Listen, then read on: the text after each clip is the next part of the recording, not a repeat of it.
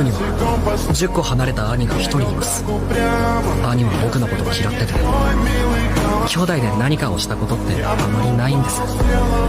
それに比べ兄貴は命を助けてくださっただけでなく、お願いまで。兄貴が本当の兄さんだったらなって思います。それなら今日からお前は俺の弟だ。